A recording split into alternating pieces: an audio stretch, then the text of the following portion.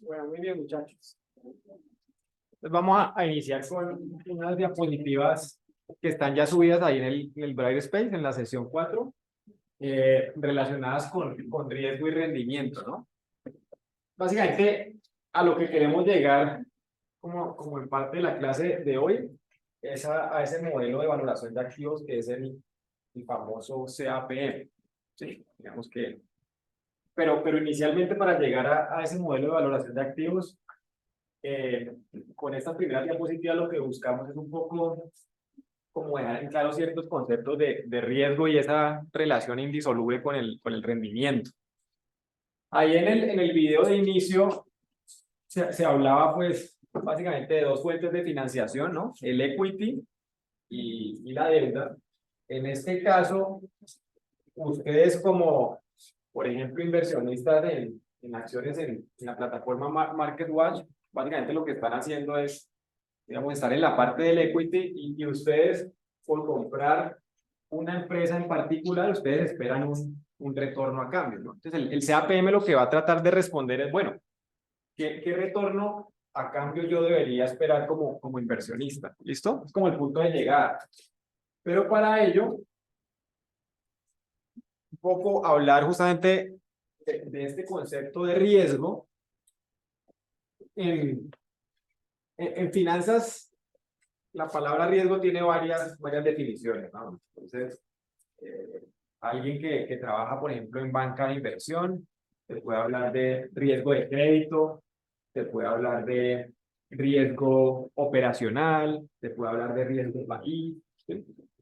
Un poco acá en el mundo en que estamos de inversionistas, el riesgo lo medimos principalmente a través de esa medida estadística que es la desviación estándar, ¿no? Entonces, no necesariamente el riesgo, digamos, implica algo malo, ¿sí? Implica que yo vaya a perder, ¿no? Fíjense, por ejemplo, este gráfico tiene en el eje de las X los porcentajes de rendimiento de dos activos y en el eje de las ordenadas tiene la densidad de probabilidad, ¿sí? Entonces, básicamente, si cogiéramos datos históricos de cierre del activo C en el mercado de capitales y datos históricos de cierre del activo D, entonces nos muestra que para el activo C hemos descargado información, por decir algo, de este año, pues el grueso, digamos, de los retornos está como entre el 13.5% y el 15.5%, tal vez. Ahí está la mayoría, digamos, de los días de cierre, ¿sí? Para el activo C. Hay unos datos que vienen siendo un poco más atípicos y están más cercanos al 12% y otros más cercanos al 19, 18%. Pero esos son datos como más atípicos. El activo D tiene mayor dispersión. Fíjense que tiene algunas colas que están como entre el 5 y el 13% y otras colas que están entre el 23 y 25%. ¿Sí? Y el grueso de los días, digamos, tenemos retornos como entre un 11% y un 10%. Entonces, esa mayor dispersión, ¿sí? Es implícitamente el concepto de riesgo. Entonces, el activo D es más riesgoso que el activo C, a pesar que ninguno de los dos activos me está dando retornos negativos, ¿no? Que uno pudiera asociar el riesgo es con incurrir en un retorno negativo. O sea, estamos hablando de ganancias netas, o sea, positivo. Pero el activo D, por tener ese mayor espectro, ¿sí? Se constituye un activo más riesgoso que el otro. Un poco como pues recordar cómo es como la medida estadística de la desviación estándar. Básicamente, cada uno, o sea, se calcula como un retorno promedio del lapso de tiempo de estudio, ¿sí? Ese vendría siendo este el retorno promedio.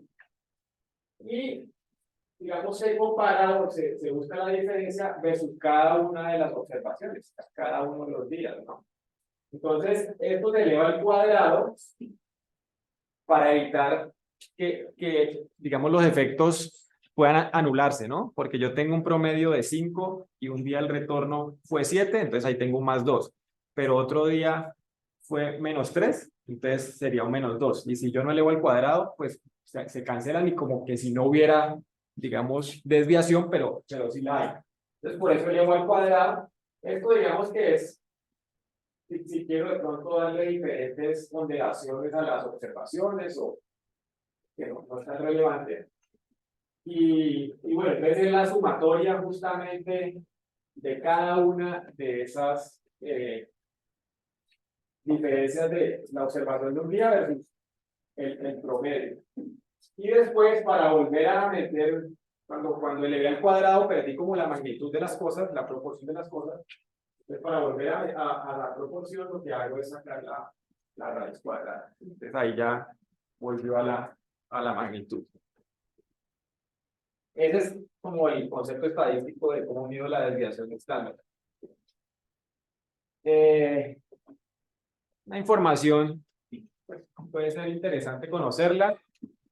Entre el año 1900 y el año 2009, este ha sido el retorno promedio de estos tres tipos de inversión. Letras del tesoro es más o menos el mismo concepto del bono del tesoro, lo que pasa es que son a más corto plazo, por ejemplo, altamente líquidos. Los bonos del tesoro ya son en horizontes de tiempo más altos, 5 años, 10 años, 20 años, y en general el mercado accionario, ¿no?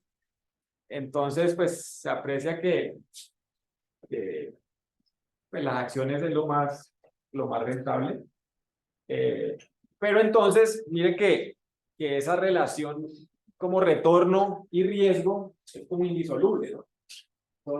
Las acciones es lo más rentable, pero también es donde hay ese mayor espectro de desviación de los retornos, ¿no? Bueno, ahora lo que pasa es que también uno pierde un poquito como la forma de comparar, ¿no? Porque si bien las acciones son las que más retorno dan, pues también son las más riesgosas. Los bonos dan menos retorno, pero también son menos riesgosos, y así sucesivamente con las letras del tesoro. Entonces, el coeficiente de variación, que es simplemente la división entre la desviación estándar y el rendimiento, me saca un indicador que me está como permitiendo compararlos, ¿no? Y ese indicador lo que me muestra es que entre más cercano a uno el número, digamos, hay una mejor relación riesgo-rendimiento. Entonces, pues ahí digamos que equiparando los tres tipos de inversiones, obviamente la mejor relación sería la de las letras del tesoro. Sí, esa es la desviación estándar. Ajá, aquí es, por ejemplo, si estuviéramos, haz de cuenta que estuviéramos hablando como de escenarios, ¿sí? Un escenario que sea de mayor riesgo, o un escenario, por ejemplo, pesimista, un escenario más probable y un escenario optimista, ¿sí? Entonces, uno le puede asignar que el escenario más probable puede tener un peso del 50%, el pesimista puede tener del 25% y el optimista del 25%. Y acá, en esta otra, es que todas las observaciones tengan el mismo peso, ¿no? Entonces, cuando nosotros cogemos retornos históricos y comparamos el promedio que nos da el retorno histórico con la observación de cierre de cada uno de los días, pues todos los días tienen la misma importancia y se divide entre el número de observaciones. digamos, si estoy estudiando esto por 360 días, pues ese sería 360. Eso es precisamente lo que llaman como los niveles de tolerancia, como que tenían como que de capacidad de estar aquí para mantener los días de examen, por ejemplo, para calcular cuánto te quieres tener el tiempo y si eres para cuánto te quieres dar en las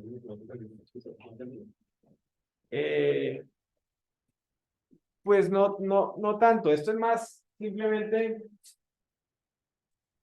de pronto con este gráfico, hay un gráfico que viene ahí que puede aclararlo un poquito más. Ajá. Básicamente, como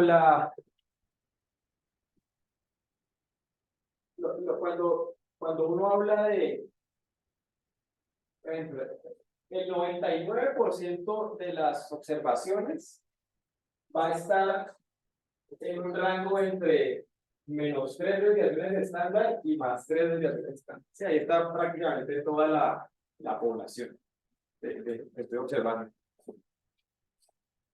El 95% de los datos normalmente los encuentro entre menos 2 desviaciones estándar y más 2 desviaciones estándar.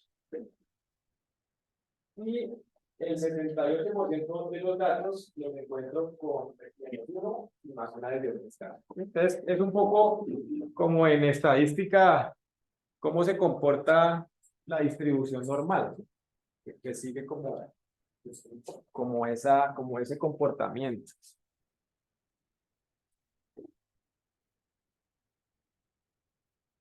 Bueno, y esta era la columna que aparecía en un par de diapositivas anteriores con el coeficiente de variación. Entonces, básicamente, un coeficiente de variación muy alto significa que una inversión tiene mayor volatilidad en relación con su rendimiento esperado. Como los inversionistas prefieren los rendimientos más altos y el menor riesgo, intuitivamente cabe esperar que opten por inversiones con un bajo coeficiente de variación. Ahora, de todas maneras, esto también, el concepto de riesgo en finanzas también va asociado un poco con cada quien, ¿no? Es algo de alguna manera personal, porque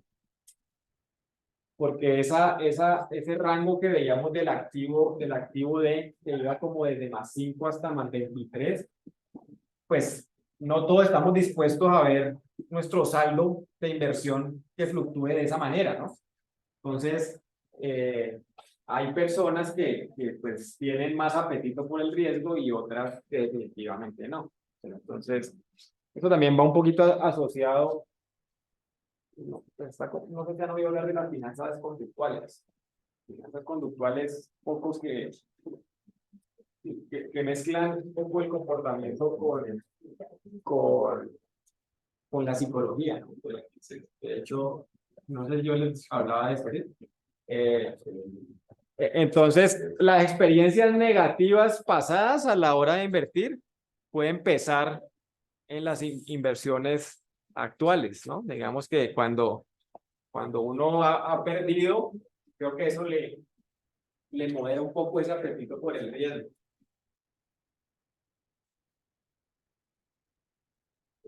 Aparece otro concepto, también estadístico, que es el de la correlación. Y la correlación es entre dos series de números. Es comparar los retornos de un activo en particular versus los retornos de otro, para mirar qué tan correlacionados están. La correlación es un número que normalmente va pues como entre menos 1 y más 1, donde más 1, pues el rango entre el 0 y el más 1 sería una correlación positiva, lo que describe que las dos series que varían en la misma dirección,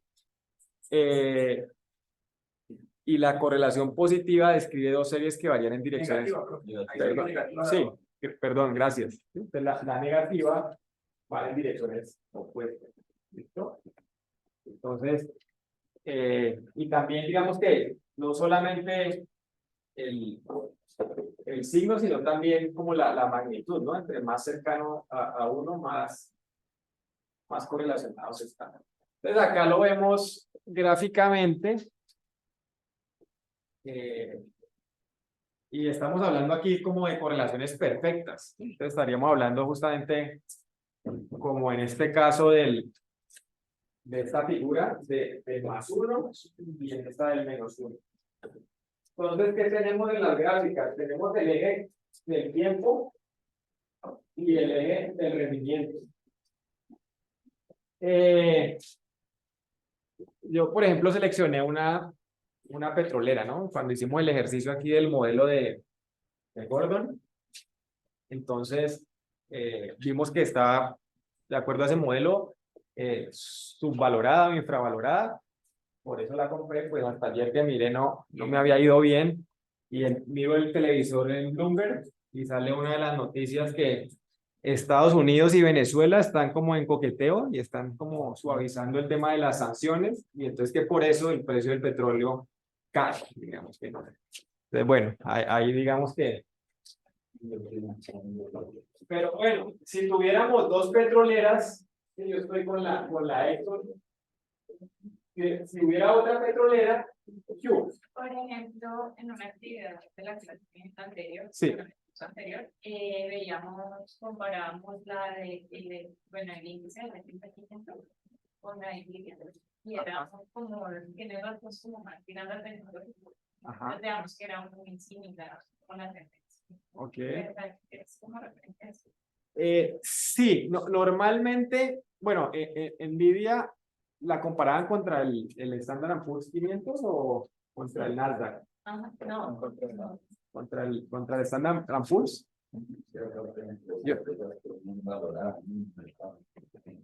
Sí, es de las que mejor le está yendo. Yo no sé. Pero eso no porque, por ejemplo, yo lo había perdido antes del martes y el martes salieron noticias de ellos malas y eso cayó y sigue cayendo porque hoy volvió a salir. Sí, sino que en general está cayendo todo. Sí, digamos que... Pero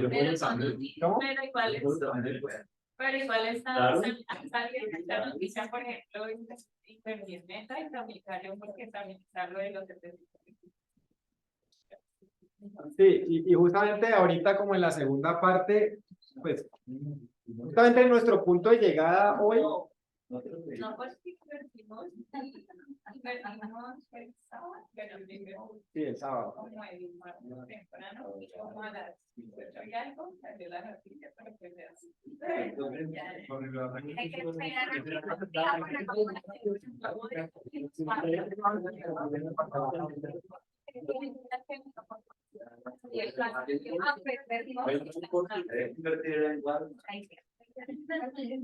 Sí.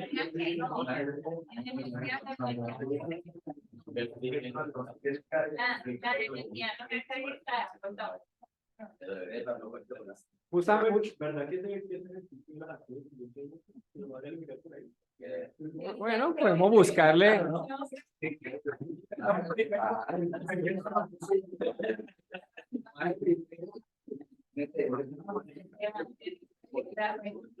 Podemos mirar a ver cómo le...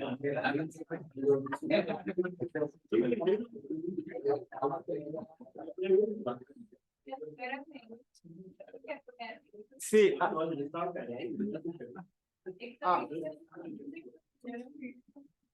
Ahora justamente como en el punto de llegada que es el modelo del CAPM, el modelo lo que busca es mirar el activo que nosotros tenemos, cómo se comporta de acuerdo a cómo se está comportando el mercado en general.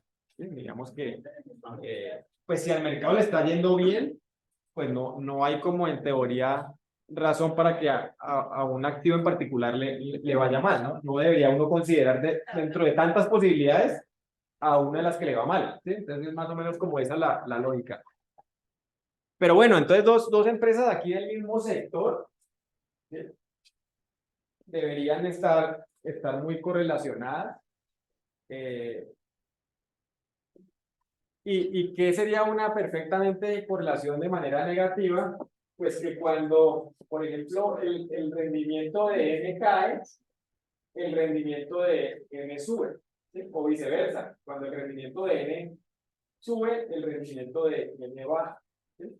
Eso es difícil encontrarlo, digamos, porque justamente lo que están hablando, ¿no? Que en general todo va cayendo y pues hablan de unas contadas excepciones que no han caído en esta semana. Es bueno desde el punto de vista tener activos que tengan correlaciones negativas porque realmente mi portafolio quedaría bien diversificado, ¿sí? Pero no es fácil encontrarlo, ¿sí? Uno podría buscar que hay algunas correlaciones muy bajas que podrían de pronto ya estar pasando del cero al territorio negativo, ¿sí? Por ejemplo, se me ocurre la petrolera con una aerolínea, ¿sí? Entonces, cuando el precio del petróleo está alto, pues la petrolera tiene un buen rendimiento, pero los costos de la aerolínea pues se han subido de manera importante y no, digamos que no. Pero hay una tecnología con los celulares, en este caso. Por ejemplo, Apple hace un tiempo que ya no Samsung, ¿no? Ahorita es una más progresiva, pero hace un tiempo que ya con Samsung. Digamos lo que Apple, por temas de, con la China ya no le produzca, no le produzca, digamos, el sistema con el que se hacen los celulares, no le produzca por un problema político a países para viajar, ¿no? Diciendo la misma tecnología. Sí. Si le meten un poquito lo que han aprendido como en economía, pues ahí como lo están planteando, sería un tema de sustitutos, ¿no? Digamos, si este Apple producir la misma cantidad, si Samsung una competencia aparte, digamos así, sí, digamos que si lo miramos por el lado que sean sustitutos, sí. Ahora, ¿qué tan sustitutos son? Pues ahí podemos matizar, ¿no? Entonces el consumidor del Apple se diferencia un poquito del consumidor del Samsung, ¿no? Entonces, el de Samsung busca otras cosas y el del Apple de pronto otras. Entonces, pues no sabría si exactamente, pero bueno, digamos, si uno se queda sin poder producir, pues sí le va a ir mal y el otro si es capaz de copar ese espacio en el mercado, pues le va a ir bien, que sería un poco tu argumento. Bien, visto de esa manera, pues sí podría encajar ahí.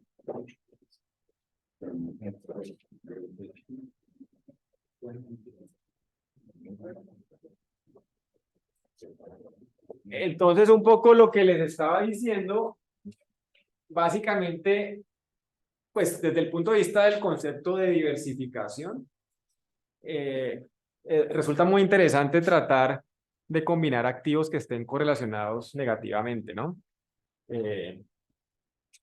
¿Por qué? Porque la curva de rendimientos pues compensaría y no tendríamos justamente como ese nivel de riesgo que en algún momento, si estamos solamente concentrados en activo F, pues cuando nos va bien tenemos un retorno muy bueno, pero cuando nos va mal tenemos un retorno mal. Entonces, si hay correlación negativa entre el activo F y el activo G y combinamos eso en nuestro portafolio, pues se suavizarían un poco los efectos, ¿no? Que ya pues nunca voy a perder como tanto, pero eso sí, pues nunca voy a ganar como tanto. Entonces estoy un poco diversificando el riesgo. Por ejemplo, hablaban que el oro tenía de pronto como un efecto refugio, ¿no? Y con el tema de las acciones podría uno buscar justamente diversificar un poco, pero muchas veces o en la historia reciente el oro se está comportando igual que la bolsa de valores, ¿no? O sea, cuando la bolsa le va bien, al oro le va bien, y cuando la bolsa le va mal, el oro también cae, ¿no? Entonces ha perdido un poco ese efecto. También hablaban de las criptomonedas, ¿no? Que el Bitcoin podría ser una alternativa también a momentos de crisis y podría ser un instrumento de diversificación, ¿sí? Pero entonces, no sé, allá afuera que Ahora nos están haciendo. Y bueno, entonces, un instrumento de diversificación, pero no, eso también lo que está mostrando es una correlación, pues, totalmente con el mercado, ¿no? Cuando a la bolsa le va mal, al Bitcoin le va todavía más mal, ¿no? Y cuando le va bien a la bolsa, pues el Bitcoin también tiende a subir.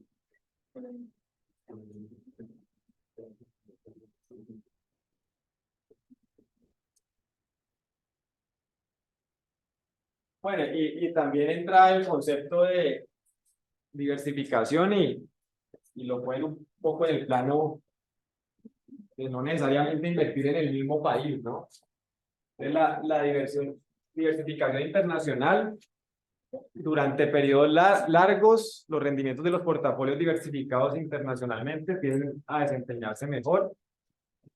En periodos cortos, como de 1 o 2 años, los portafolios con diversificación internacional pueden generar rendimientos mejores o peores que los portafolios locales. Diversificación de un portafolio implica la inclusión de activos extranjeros en el portafolio. Y bueno, también les hablaba un poco de una de las variables que es el riesgo político. Entonces surge ante la posibilidad de que un gobierno anfitrión tome medidas que perjudiquen a los inversionistas extranjeros o de que los disturbios políticos de un país pongan en riesgo las inversiones en esa nación. Entonces, pues por eso también justifican un poco la diversificación más allá de estar en el mismo pues, mercado de capitales, sino de incluir activos de diferentes mercados en diferentes lugares. ¿Listo? Preguntas, comentarios.